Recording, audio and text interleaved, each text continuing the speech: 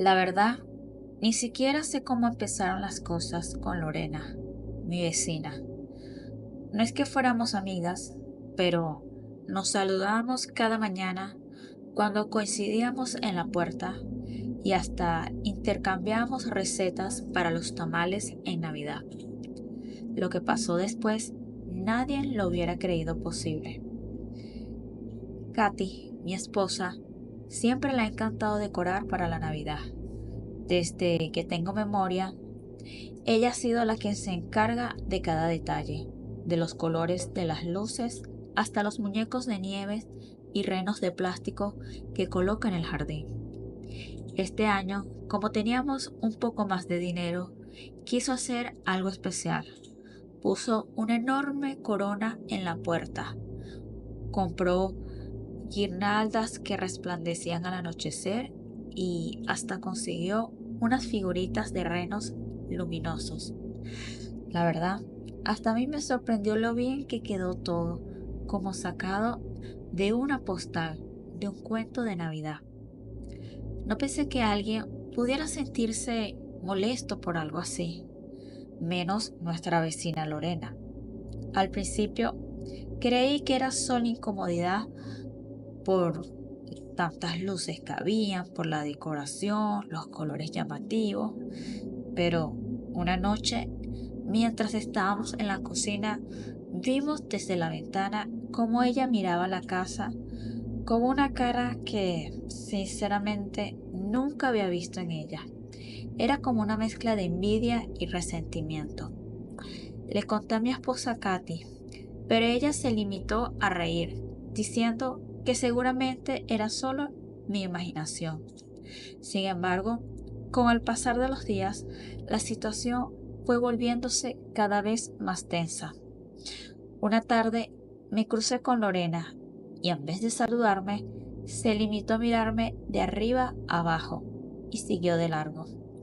Algo en su expresión me dio un escalofrío que yo la verdad no supe cómo explicar. Mi esposa Katy insistía en que no pasaba nada, pero una noche, cuando volvíamos de comprar comida, notamos algo raro en nuestra decoración. Las luces estaban apagadas, algo que nunca ocurría, y uno de los renos de plástico tenía una pierna rota. Al día siguiente encontramos parte de los adornos de decoración hechos pedazos en el suelo. Mi esposa, desconsolada, intentó reparar algo, pensando que tal vez había sido el viento, aunque en el fondo ambos sabíamos que no era el clima. Una semana después, decidimos salir a cenar con los niños. Era raro que dejáramos la casa sola, pero esa noche teníamos ganas de un cambio de aires.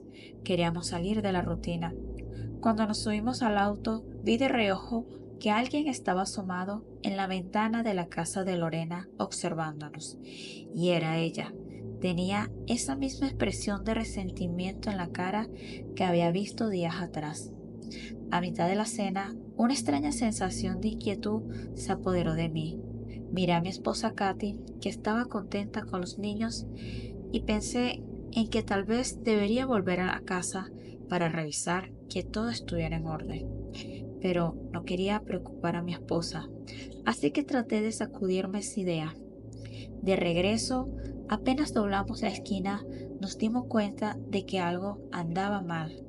Una columna de humo negro se elevaba al cielo desde la dirección de nuestra casa.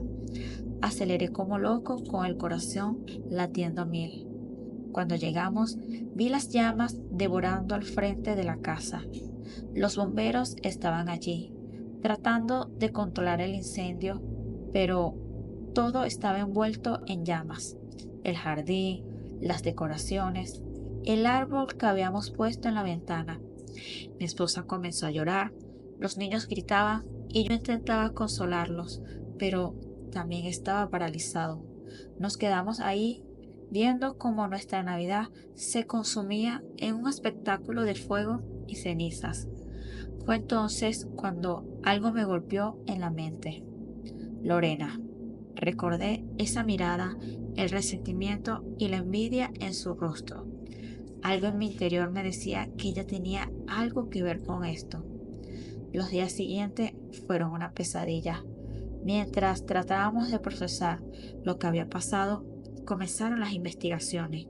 Los bomberos dijeron que habían encontrado rastros de gasolina en el jardín. Esa era una señal de que alguien había provocado el incendio. La policía empezó a hacer preguntas y visitaron a varios vecinos para preguntar si habían visto algo. Yo no dudé en mencionar a nuestra vecina Lorena. Aunque no tenía pruebas, sabía que algo andaba mal. La policía tomó mi testimonio y se dirigió a la casa de Lorena. Ella actuó sorprendida, como si no entendiera por qué la estaban investigando. Pero entonces uno de los agentes notó algo extraño en su jardín. Una botella vacía con restos de gasolina, medio enterrada en la tierra. Cuando le pidieron explicaciones, su actitud cambió. Se puso muy nerviosa, empezó a tartamudear y trató de desviar la conversación. Pero la policía no cedió. Registraron su casa y encontraron algunas de las luces y decoraciones que habían desaparecido de nuestro jardín. Fue entonces cuando todo quedó claro. Lorena había intentado sabotearnos desde el principio. No solo había roto nuestras decoraciones, sino que las había guardado como un trofeo en su propia casa. Cuando la confrontaron, finalmente confesó. Decía que no soportaba ver nuestra casa decorada, que le recordaba todo lo que ella nunca había tenido, que no podía soportar vernos feliz mientras ella estaba sola, sin que nadie le trayera alegría a su Navidad. El día que la policía se la llevó, no sentí alivio. No era alegría lo que llenaba mi corazón, era tristeza. Tristeza por una vecina que alguna vez pensé que conocía, por una mujer que había dejado que la envidia la consumiera hasta el punto de destruir lo poco que teníamos. Pero también tristeza por mi familia, por lo que habíamos perdido esa noche. Desde entonces, cada Navidad es distinta. Mi esposa Katy y yo ya no decoramos como antes. Y aunque los niños intentan disfrutar, sé que en el fondo todos recordamos aquella noche de Navidad en que vimos cómo nuestras ilusiones se consumían en las llamas del fuego.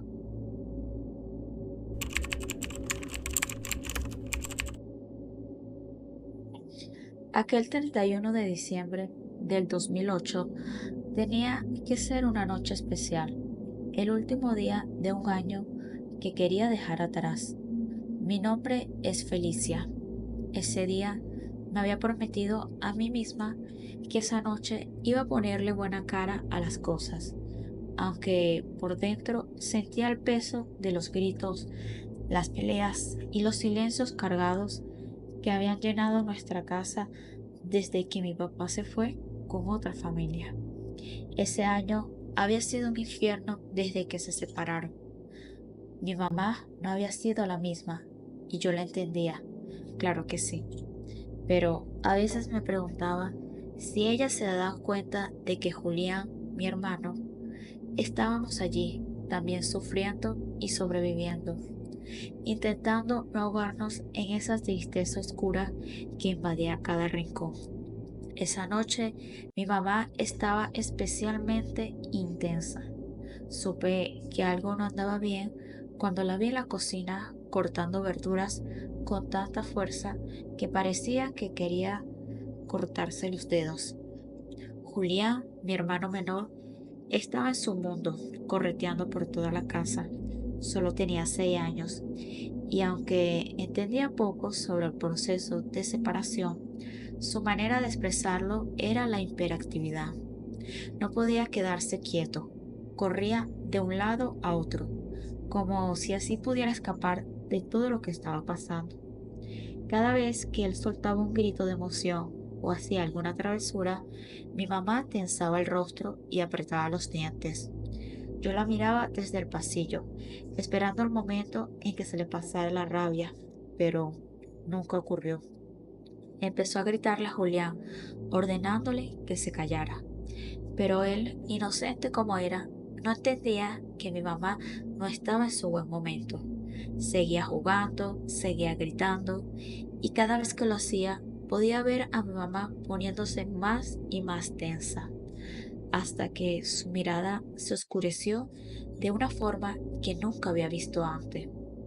Me acerqué un poco más, queriendo intervenir, pero algo en mí se detuvo. No sé si fue el miedo o simple desconcierto. Cuando mamá se dirigió a la cocina, pensé que iba a buscar algo para entretenerse o calmarse, como solía hacer. Pero esta vez fue distinta. Abrió la tapa de una olla donde hervía un líquido espeso, una receta que solía hacer cada fin de año, con un aroma fuerte, un sabor picante que se expandía por toda la cocina. Y ahí fue cuando cambió todo. Sin mediar palabras, mi mamá salió de la cocina y fue directo hacia mi hermano Julián. Yo estaba congelada en el pasillo, incapaz de moverme, de reaccionar. Ella tomó sus pequeñas manos con una firmeza que no había visto antes y lo arrastró hasta la cocina. Julián, confundido, empezó a llorar, preguntándole qué estaba haciendo, pero mi mamá no respondía. La vi tomar las manos inocentes de mi hermano, sosteniéndolas tan fuerte que él comenzó a gritar: Mamá, suéltame, mamá, me está doliendo. Pero mi mamá estaba perdida en su propia furia. En sus ojos no había rastro de la mujer que yo había conocido, la madre cariñosa que nos hacía chocolate caliente en las noches frías. Era como si otra persona se hubiera apoderado de ella, alguien que yo la verdad no reconocía, alguien que no podía sentir nada más que su propio odio. Antes de que pudiera siquiera gritar, antes de que pudiera intervenir, vi cómo sumergía las manos de mi hermanito Julián en la olla con el líquido hirviendo. Un alarido desgarrador rompió el silencio de la casa. Sentí cómo mi estómago se retorcía, cómo mi piel se erizaba de horror. Mi hermano estaba gritando una y otra vez, mientras trataba de liberar sus manos del agarre de mi mamá. El olor a quemado llenó la cocina, y yo sentí que me desmoronaba, que el mundo se partía en dos y me tragaba entera. No recuerdo cómo llegué hasta donde estaba. Mis piernas parecían actuar por su cuenta, y de repente estaba empujando a mamá con todas mis fuerzas, gritando y también llorando. Logré apartarla de Julián y lo abracé, sintiendo sus manitas rojas, inflamadas, casi irreconocibles. El niño lloraba sobre mis hombros, sus lágrimas se mezclaban con las mías mientras lo estrechaba contra mi pecho, tratando de ofrecerle algún consuelo a mi hermano en medio de ese infierno. Mi mamá nos miró, respirando agitadamente, como si acabara de despertar de un mal sueño. Sus ojos estaban brillosos y por un segundo vi un destello de arrepentimiento de conciencia, pero solo fue un momento. Pronto se alejó, murmurando algo sobre cómo la vida le había arruinado la existencia, sobre cómo papá nos había abandonado y nos había dejado con ella, con toda la carga, con todo el dolor. La medianoche estaba a minutos de llegar, y mientras afuera los vecinos contaban los últimos segundos para recibir el año nuevo, yo estaba en la cocina, abrazando a Julián, mientras él temblaba y yo lo abrazaba muy fuerte con mis brazos. No sabía qué hacer, no sabía cómo arreglar lo que había pasado. Miraba sus manos y estaban muy rojas, estaban muy inflamadas, y sentí que una parte de mí moría con cada segundo que pasaba. Los gritos de feliz año nuevo empezaron a sonar desde las casas vecinas y los fuegos artificiales iluminaban el cielo mientras yo miraba el rostro de mi hermano, aún lleno de lágrimas.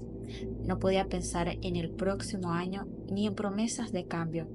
No podía pensar en nada más que el dolor, en el miedo, en la horrible certeza de que nuestra madre nunca volvería a ser la misma. Cuando finalmente tuve fuerzas, llevé a Julián al cuarto y le curé las manos como pude, usando cremas y vendas improvisadas. Él estaba adormilado, perdido entre el dolor y el cansancio, pero aún seguía aferrado a mí, como si yo fuera su única seguridad en el mundo. Esa noche, cuando finalmente cayó el silencio, me prometí que algún día me llevaría a Julián lejos de ahí, lejos de mi mamá y de su dolor que nos había destruido a todos, porque algo en mí sabía que ella nunca dejaría de ser esa sombra que vi en sus ojos, esa furia que la había consumido y que nos había marcado para siempre. Desde esa noche, el cambio de año no significó nada para mí. Ya no eran deseos, ni celebraciones, ni esperanza. Solo se había convertido en un recordatorio de lo que había perdido, de lo que le había pasado a mi hermano. Y mientras otros contaban los años con ilusión, yo solo contaba los días para escapar, para empezar de nuevo, lejos de esa noche, lejos de aquel 31 de diciembre que se había transformado en una pesadilla en nuestras vidas. Hoy en día, ya mi hermano y yo somos adultos y aunque perdonamos a nuestra madre, tratamos de estar lo más distanciado posible.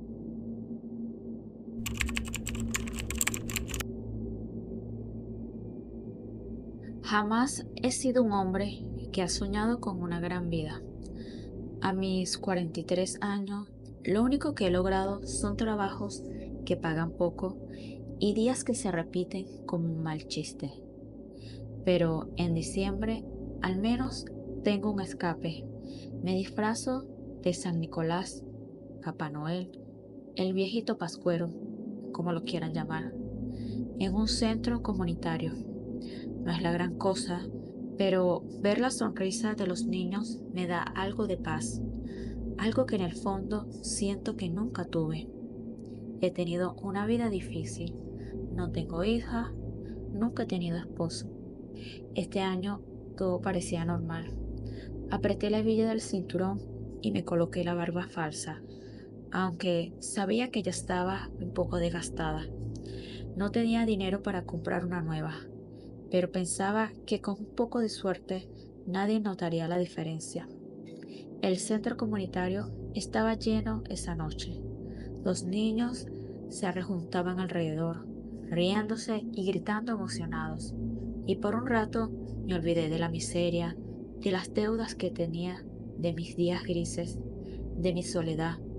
Y ahí estaba, sonriendo bajo la barba de algodón y viendo sus ojos llenos de ilusión. Todo iba bien hasta que sentí algo que no andaba bien en la barba falsa. Un niño estiró un poco mi barba y antes de que pudiera evitarlo, el elástico se rompió y la barba cayó al suelo. El silencio fue inmediato. Los niños, uno a uno, dejaron de sonreír y me miraron con una mezcla de sorpresa y decepción. Algunos empezaron a reírse y poco a poco los adultos también. Escuché los murmullos, las risas y sentí que me estaba desgarrando por dentro. Los niños descubrieron mi disfraz. Algunos decían que ese no era Papá Noel. Pero lo peor vino cuando un hombre, un tipo grandote, con un vaso de cerveza en la mano, me miró y soltó una carcajada tan fuerte que hizo que todo se uniera. Se acercó a mí y sin pensarlo mucho, vació el vaso con cerveza sobre mi cabeza. Ahí tienes, falso Santa, para que refresque la Navidad. Se burló de mí mientras la cerveza me chorreaba por el rostro. La humillación me quemaba más que el alcohol en mis ojos. Sentí el calor en mi cara, la vergüenza, pero también mucho odio. Nadie dijo nada, nadie se atrevió a defenderme. Todos se reían. Yo, con los puños apretados, sin decir una palabra, Me alejé hacia el baño para acercarme. Estaba sumamente furioso, hirviendo de odio. Me miré al espejo, viendo mi reflejo, y por un instante no me reconocí. Lo que vi en mis ojos me asustó. Sentía una mezcla de emociones, entre rabia, pero también algo oscuro, algo que nunca había sentido con tanta intensidad. En ese momento, mis manos tocaron algo en el bolsillo del disfraz, un cuchillo de cocina que había usado más temprano en el trabajo y que, sin darme cuenta, había olvidado sacar del disfraz. Salí del baño con el cuchillo en la mano, escondido en la manga. No estaba pensando la verdad. Yo solo quería hacer algo. Sentir que tenía el control, que no era simplemente el San Nicolás patético del centro comunitario. Quería hacer algo por mí. Mis pasos me llevaron al estacionamiento y ahí estaba el tipo que me había arrojado la cerveza. Estaba solo, revisando su teléfono junto a su auto. Mi mente se nubló. Lo seguí. Mis pasos sonaron en el estacionamiento vacío, pero el hombre ni siquiera se dio cuenta de que yo estaba ahí, de que tenía un cuchillo a mis manos. Yo estaba aferrado con toda la fuerza que me quedaba. «Feliz Navidad», le susurré, y antes de que pudiera reaccionar, se lo clavé en el costado. Su rostro se deformó con una mueca de sorpresa y obviamente de mucho dolor. Intentó gritar, pero el sonido apenas salió como un jadeo. Me quedé mirándolo por un segundo, viendo cómo se derrumbaba al suelo. El cuchillo todavía estaba en mis manos. Yo estaba temblando. Mi cuerpo entero temblaba. Era como si toda la frustración, la amargura y el dolor de años de vida miserable se hubieran liberado en ese instante. No sé cuánto tiempo estuve ahí parado, viendo cómo el tipo se retorcía en el suelo tratando de contener la sangre. Empezó a murmurar algo, pero yo no lo escuché. Mis oídos zumbaban, mis pensamientos giraban y de pronto la realidad me golpeó. Había atacado a alguien. En un instante de locura había cruzado una línea que nunca pensé que cruzaría. El miedo comenzó a apoderarse de mí. Miré alrededor asegurándome de que nadie nos hubiera visto. Solté el cuchillo junto a él y empecé a retroceder, intentando borrar las huellas de mis pasos con cada movimiento torpe y rápido. Sabía que no podía quedarme ahí. Tenía que desaparecer antes de que alguien descubriera lo que había hecho. Sin pensarlo mucho, corrí hacia mi viejo auto, estacionado al lugar del lote. Encendí el motor y conduje sin mirar atrás. Mi mente estaba en blanco, mis manos temblando en el volante. Sabía que no podía regresar a mi vida, que todo lo que había sido hasta ese momento había quedado atrás en el estacionamiento, junto al tipo que ahora se desangraba en el pueblo. No tenía un plan, solo sabía que tenía que irme. Conduje por horas hasta que finalmente llegué a un pequeño pueblo a kilómetros de distancia donde nadie me conocía. Renté un cuarto en una pensión barata y me encerré, tratando de entender lo que había hecho, tratando de justificarlo de alguna manera en mi mente. Con el tiempo descubrí que el tipo había sobrevivido al ataque, que solo era un borracho más, incluso alguien con antecedentes penales. Eso debería haberme dado algo de alivio, pero no fue así. Cada día, cada noche, el remordimiento me comía vivo. Veía su cara en cada sombra, escuchaba sus murmullos en cada esquina. Yo sabía que mi vida nunca volvería a ser la misma, que siempre llevaría el peso de esta noche. Ahora, cuando escucho la palabra Navidad, siento una punzada de miedo y de culpa que no desaparece. Sé que ese hombre me recuerda, que la gente en el centro comunitario probablemente también. Pero lo peor de todo es que cada vez que me miro al espejo, veo a ese San Nicolás derrotado, el hombre que en un momento de rabia y humillación dejó que todos sus demonios lo consumieran. Hoy en día sigo teniendo la misma vida miserable y solitaria, pero a muchas horas lejanas de donde sucedió ese terrible suceso.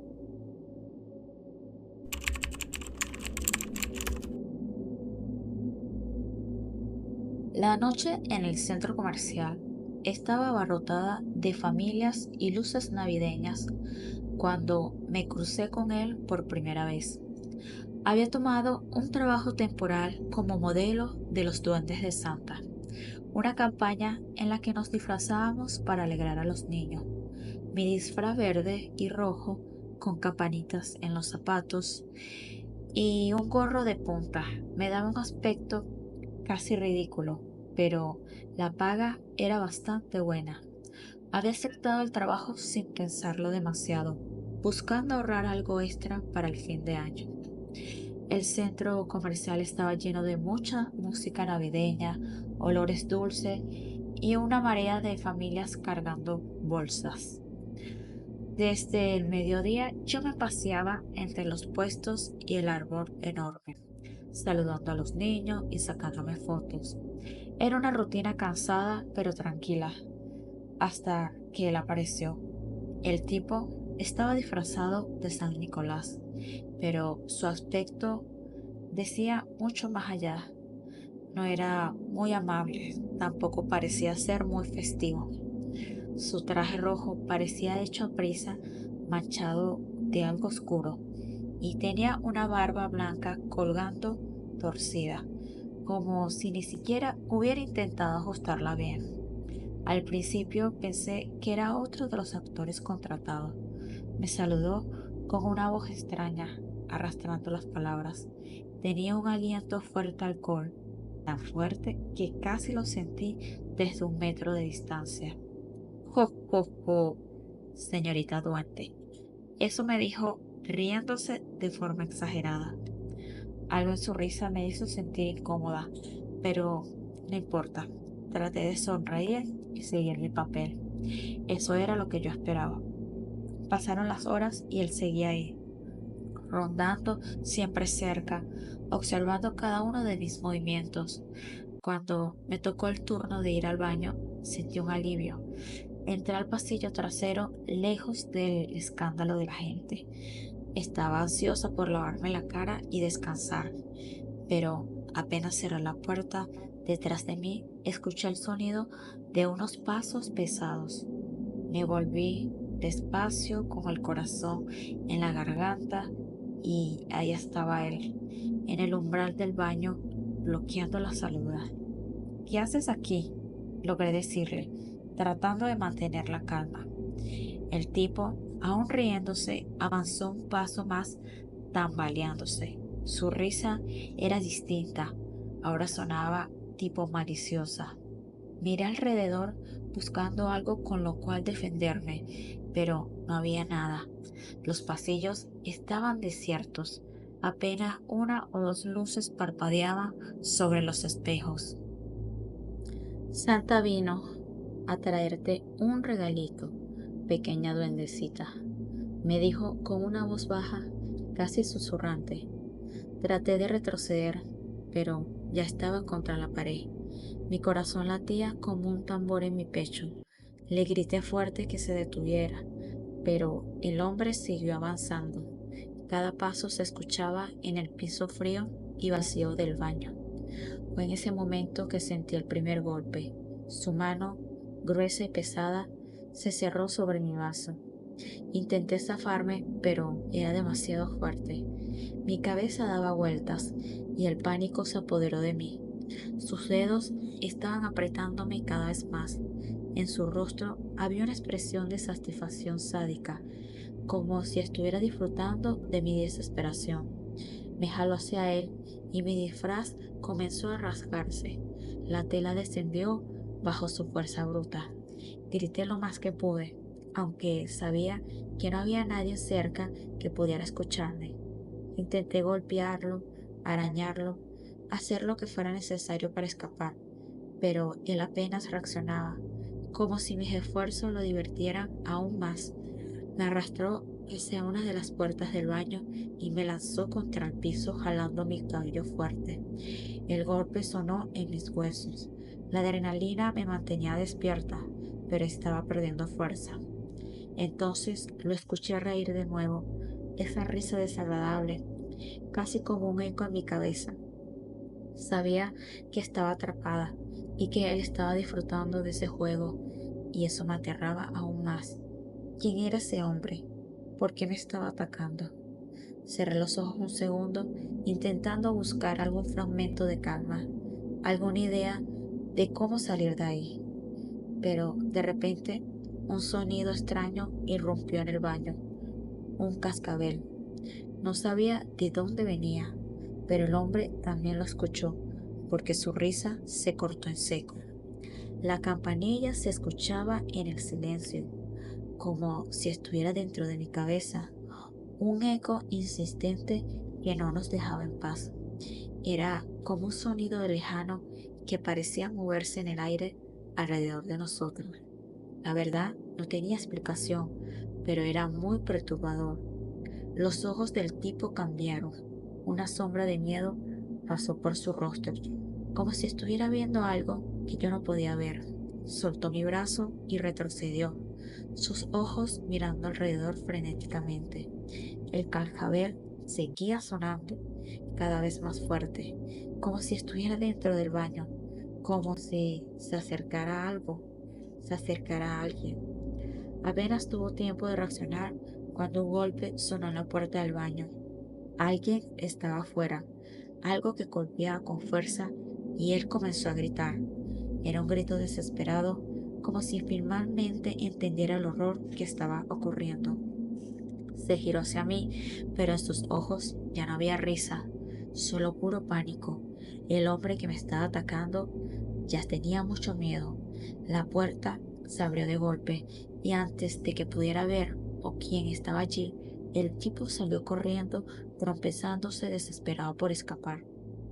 Me quedé ahí tirada en el suelo, con la respiración entrecortada y el sonido del cascabel en mi mente. Cuando salí, no había nadie afuera, nadie, pero juraría que algo lo había hecho salir huyendo. Pasaron los minutos y me levanté temblorosa. Salí del baño viendo a mi alrededor, pero no había nadie. Ni siquiera el paso se escuchaba. Volví al área principal y mis compañeros me miraron sorprendidos. Cuando traté de explicar lo que había pasado, todos se quedaron sorprendidos, no lo podían creer. Me preguntaban que si yo estaba bien, pero del tipo no había ni rastro. Era como si nunca hubiera estado allí. Desde entonces no puedo oír el sonido de un cascabel sin recordar esa noche en que de manera loca me atacaron sin razón alguna. ¿Quién era ese tipo? No lo sé. ¿Por qué me atacó?